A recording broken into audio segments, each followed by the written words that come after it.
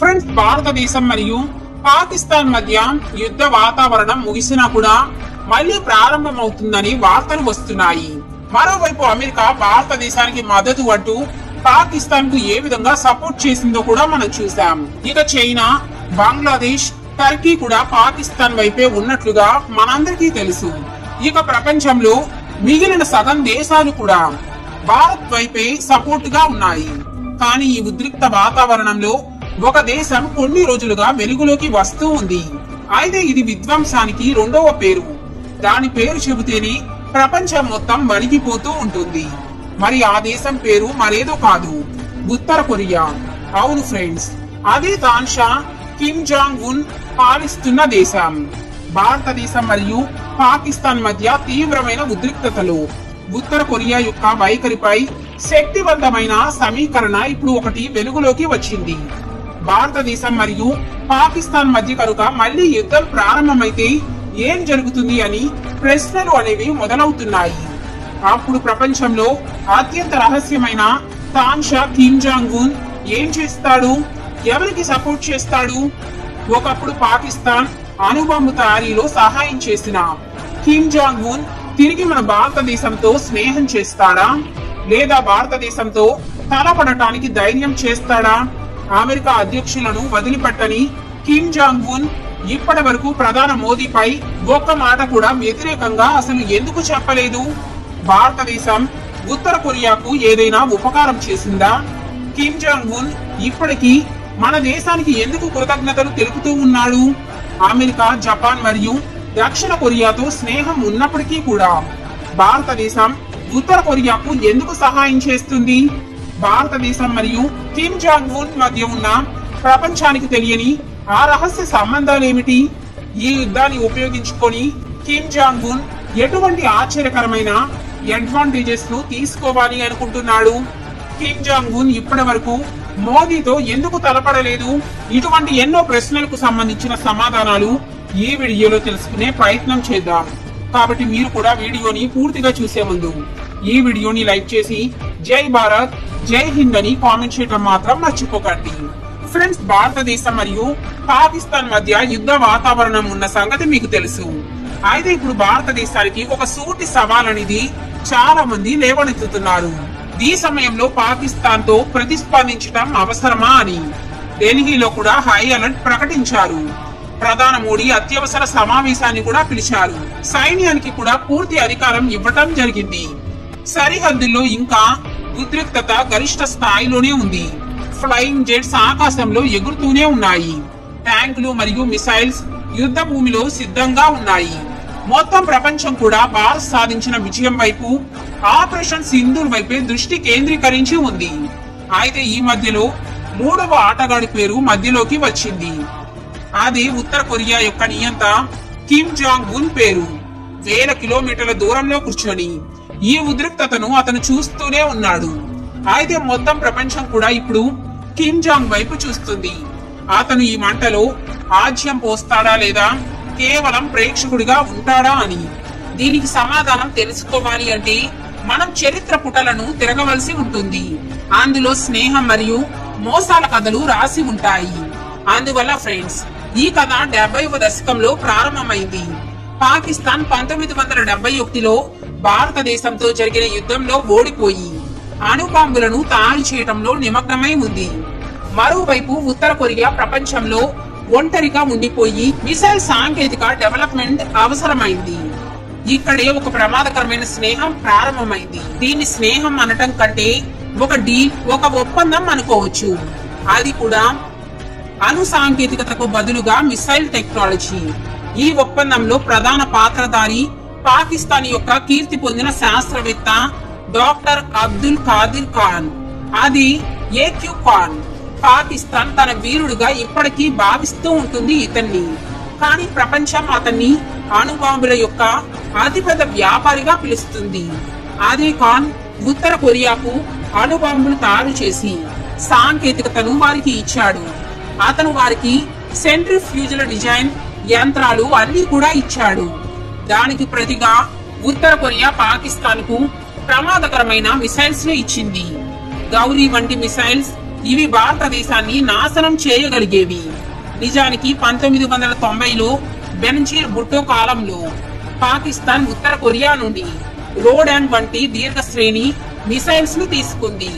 అలాగే వాటి ఆధారంగా గౌరీ మిసైల్ ను అభివృద్ధి చేసింది. ఈ రహస్య ఒప్పందం రెండు దేశాలను ప్రమాదకరమైన ఆయుధ సాంకేతికత నుండి వేరు చేసింది. అంటే కిమ్ జాంగ్ ఉన్ తండ్రి మరియు తాత కూడా పాకిస్తాన్ మరియు ఉత్తర కొరియాల మధ్య ఒక సంబంధాన్ని ఏర్పరచుకున్నారు. ఇందులో ఆయుధ సాంకేతికతను వారు పెంచి పోషించారు. ఇటీవలి సంవత్సరాలలో ఉత్తర కొరియా తన స్నేహపూర్వక దేశాలకు యుద్ధంలో సహాయం చేయటంలో వెనుకడుగు వేయదని చూపించింది. 2023లో రష్యా ఉక్రెయిన్ యుద్ధం సమయంలో ఉత్తర కొరియా రష్యాకు భారీ మందుగుండు సామాగ్రి మరియు మిసైల్స్ ను సరఫరా చేసిందని అప్పట్లో వార్తలు కూడా చూశాం. ఉక్రెయిన్ అధ్యక్షుడు జెలెన్స్కీకి కూడా కీవ్ పై పడిన మిసైల్ ఉత్తర కొరియాలో తయారైందని తెలిసింది.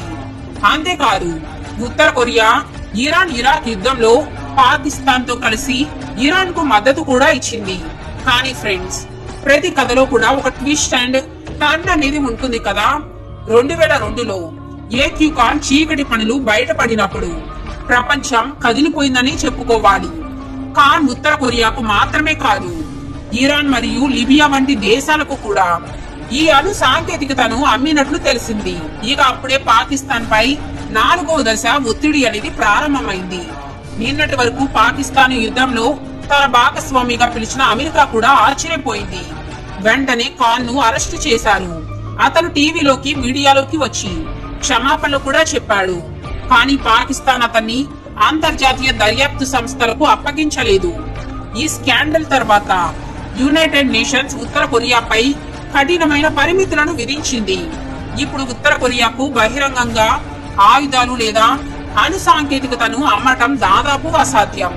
అయితే ఫ్రెండ్స్, ఇప్పుడు కాలం కొత్త మలుపు తీసుకుంది.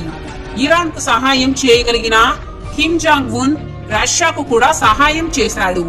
పాకిస్తాన్ కు కూడా ఇప్పుడు అతను సహాయం చేయగలడా అంటే పాకిస్తాన్ మరియు ఉత్తర కొరియాల మధ్య పాత స్నేహం ఇటువంటి సమయంలో ఉపయోగపడవచ్చు అని అనిపిస్తుంది. పాకిస్తాన్ భారతదేశంతో యుద్ధం చేస్తే కిమ్ బహిరంగంగా వారికి మద్దతు నిజంగా ఇస్తారా? ఇస్లామాబాద్ పాకిస్తాన్ ప్రభుత్వం ప్యాంగ్యాంగ్ ను మౌనంగా సంప్రదించినట్లు తెలుసుకుంది. పాకిస్తాన్ కిమ్ జాంగ్ ఉన్ ను సైనిక సహాయం కోసం, ముఖ్యంగా లాంగ్ రేంజ్ మిసైల్స్ మరియు గగనతల రక్షణ పరికరాల కోసం కూడా అడిగిందని చర్చ జరుగుతుంది. పాకిస్తాన్ సైన్యం ఉత్తర కొరియాకు చెందిన దీర్ఘ శ్రేణి మిసైల్స్ మరియు ప్రమాదకరమైన ఆయుధాలు భారతదేశాన్ని భయపెట్టడానికి ఉపయోగపడతాయని తెలుసుకుంది. పాకిస్తాన్ ఎక్కడ నుండి అత్యంత ప్రమాదకరమైన సహాయం పొందగలదో భారతదేశానికి కూడా తెలుసు. అందుకే ఆ సమయంలో రహస్య సంస్థలు కూడా అప్రమత్తమయ్యాయి. ఢిల్లీలో కూడా రా మరియు ఇతర రహస్య సంస్థలు ఉత్తర కొరియా మరియు పాకిస్తాన్ యొక్క ప్రతి సంభావ్య చర్యపై నిఘా కూడా పెట్టాయి. అమెరికా సిఐఏ ఇప్పటికే సూచించింది ఏమని అంటే భారతీయ రహస్య సంస్థలు ఎటువంటి ప్రమాదాన్ని తీసుకోవటానికి కోరుకోవటం లేదు అని. కిమ్ జాంగ్ ఉన్ కు కఠినమైన సందేశం ఇవ్వబడాలని భారతదేశం తన రాజకీయ సంబంధాలను పూర్తి శక్తితో ఉపయోగిస్తుంది అని. మాస్కోకు ప్యాంగ్యాంగ్ ను నియంత్రణలో ఉంచాలని చెప్పబడింది. అయితే ఫ్రెండ్స్, పాకిస్తాన్ మరియు ఉత్తర కొరియాల మధ్య స్నేహం ఎక్కువగా ఒక ఒప్పందం లాంటిది. అంటే అది స్నేహం కంటే డీల్ లాంటిది. మరోవైపు భారతదేశం ఉత్తర కొరియాతో ఒక ప్రత్యేక సంబంధాన్ని ఏర్పరచుకుంది. ఈ సంబంధం 1962లో కౌన్సిలర్ సంబంధాలతో ప్రారంభమై 1973లో పూర్తి రాజకీయ సంబంధంగా మారింది. భారతదేశం ప్రాథమిక ఉద్యమం యొక్క సూత్రాల ఆధారంగా ఉత్తర కొరియాతో స్నేహం ఏర్పరచుకుంది. అత్యంత ముఖ్యమైన విషయం ఏమిటి అంటే 1950లో కొరియా యుద్ధం ప్రారంభమైనప్పుడు భారతదేశం ఎవరి పక్షాన నిలబడలేదు. మనం ఉత్తర కొరియాను దాడి చేసిన వారిగా పిలిచాం. కానీ మన సైన్యాన్ని పంపటానికి బదులుగా గాయపడిన వారిని సహాయం చేయటానికి వైద్య బృందాన్ని కూడా పంపాం. అలాగే మనం శాంతి సందేశం యొక్క పాత్రను పోషించాం. ఇదే కారణంగా ఉత్తర కొరియా ఇప్పటికీ భారతదేశాన్ని గౌరవిస్తుంది. అయితే ఈ గౌరవం మాటల వరకే పరిమితం కాలేదు. భారతదేశం ఎల్లప్పుడూ కష్టకాలంలో ఉత్తర కొరియాకు సహాయం చేస్తూనే ఉంది. వారి యొక్క దుర్భిక్షంలో కానీ, వరదలు లేదా కరోనా మహమ్మారి వ్యాప్తి జరిగినప్పుడు కూడా భారతదేశం లక్షల డాలర్ల మానవతా సహాయాన్ని పంపించింది. ముఖ్యంగా కరోనా మహమ్మారి సమయంలో కొంతకాలం ప్యాంగ్యాంగ్ ను భారతదేశం వదిలిపెట్టలేదు. 2024లో భారతదేశం ఉత్తర కొరియాతో మన దౌత్య సంబంధాలను మళ్లీ ప్రారంభించింది. అమెరికా, జపాన్, దక్షిణ కొరియా వంటి స్నేహితుల కోపం ఇప్పటికీ ఉన్నప్పటికీ కూడా భారతదేశం ఉత్తర కొరియాతో స్నేహం కొనసాగించడానికి అసలైన కారణం ఏమిటి అంటే, దీని వెనుక ఉన్నది కేవలం మానవత్వమేనా, లేక దీని వెనుక ఏదైనా లోతైన రాజకీయ ఉద్దేశం ఉందా? అయితే ఫ్రెండ్స్, దీని గురించి తెలుసుకోవాలి అంటే ఇక్కడ కథ మరింత ఆసక్తికరంగా మారుతుంది. మీరు గమనించారో లేదో, కిమ్ జాంగ్ ఉన్ అమెరికా అధ్యక్షుడిని కూడా బెదిరిస్తూ, దూషిస్తూ ఉంటాడు. కానీ భారత ప్రధాని నరేంద్ర మోడీపై ఒక్క మాట కూడా ఇప్పటి వరకు వ్యతిరేకంగా మాట్లాడలేదు. అందువల్ల కిమ్ జాంగ్ ఉన్ తన స్వలాభం కోసం మాత్రమే చూసే చతురమైన నియంత. అమెరికా అతనికి పెద్ద శత్రువు, అందుకే అతను వారి గురించి దూషిస్తూ ఉంటాడు. కానీ భారత్ ఎప్పుడు ఉత్తర కొరియాను బెదిరించలేదు. భారత్ అతని బయట ప్రపంచాన్ని చూడటానికి, సహాయం పొందటానికి ఒక కిటికీలాగా చేసింది. ఎందుకంటే అతను పాశ్చాత్య దేశాలతో మాట్లాడటానికి. భారత్ అనేది అతనికి ఒక బంతెన లాంటిది. ఎందుకంటే రష్యా, చైనా లేదా పాకిస్తాన్ అతనికి యూరప్ తలుపులు ఎప్పుడూ తెరవలేదు. ఈ సందర్భంలో అతను భారత్ లేదా మన దేశ నాయకులను కోపగించుకునేలాగా ఎటువంటి పనులు చేయలేడు. అలాగే భారత్ ఈ కదలికలను అర్థం చేసుకుంటుంది. ముఖ్యంగా మన భారత రాయబారి ప్యాంగ్యాంగ్ లో కేవలం స్నేహం కోసం మాత్రమే కాదు, అతను మన భారతదేశాన్ని అతని యొక్క కంటి మరియు చెవుల్లాగా కూడా ఉపయోగించుకుంటూ ఉంటాడు. ముఖ్యంగా ఉత్తర కొరియా మరియు పాకిస్తాన్ మధ్య జరుగుతున్న ఏదైనా కుట్రపై భారత్ కూడా నిఘా ఉంచుతుంది. 2018లో ఉత్తర కొరియా భారత్ కు తన భద్రతకు హాని కలిగించే ఎటువంటి పని చేయమని హామీ కూడా ఇచ్చింది. ఇది భారతదేశం యొక్క ఒక పెద్ద విజయంగా నిలిచింది. కాబట్టి ఫ్రెండ్స్, ఒక్కసారి అతను పాకిస్తాన్, కాశ్మీర్ గురించి చెప్పిన దానికి విరుద్ధంగా మాట్లాడటానికి ప్రయత్నించాడు. కానీ ఆ సమయంలో భారత్ అతని విదేశాంగ మంత్రిని సరిచేసింది. అప్పటి నుండి కిమ్ జాంగ్ ఉన్ లేదా అతని బృందం భారత్ కు వ్యతిరేకంగా ఏదైనా చేయటానికి ప్రయత్నించలేదు. అలాగే పెద్ద విషయం ఏమిటి అంటే, ఉత్తర కొరియా తన పాఠశాల పుస్తకాల్లో భారత్ ను గొప్ప దేశంగా, పాశ్చాత్య దేశంగా, ముఖ్యంగా అమెరికా మరియు యూరప్ లాగా చూపిస్తూ ఉంటుంది. అలాగే భారత్ ను స్వేచ్ఛ, స్వతంత్ర మరియు చారిత్రకంగా స్నేహపూర్వక దేశంగా కూడా చెబుతూ ఉంటుంది.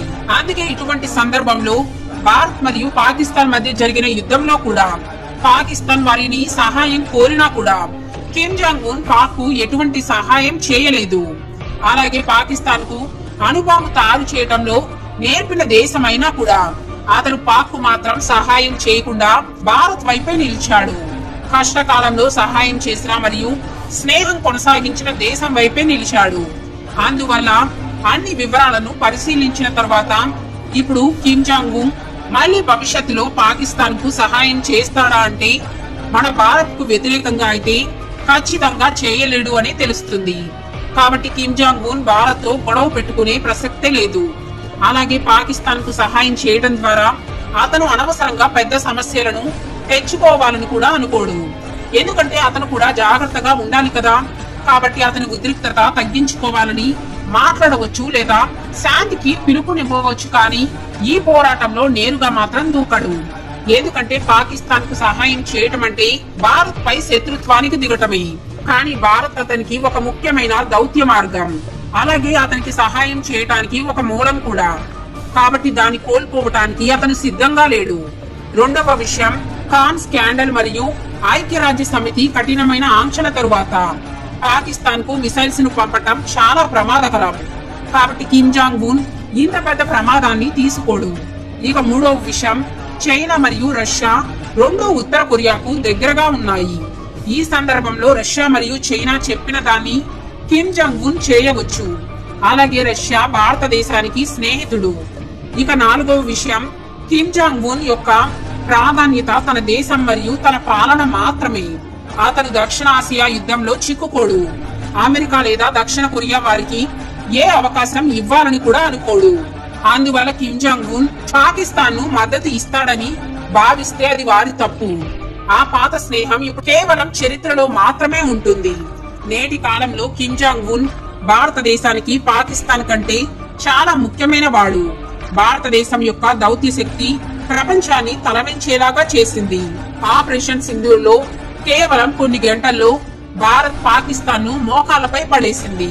భారతదేశం మన తెలివైన దౌత్యతత్వం, స్వతంత్ర విదేశీ విధానం మరియు కష్టకాలంలో కొనసాగించిన స్నేహంతో మన సమస్యలను మనమే పరిష్కరించే దిశగా ముందుకు సాగుతూ ఉంది.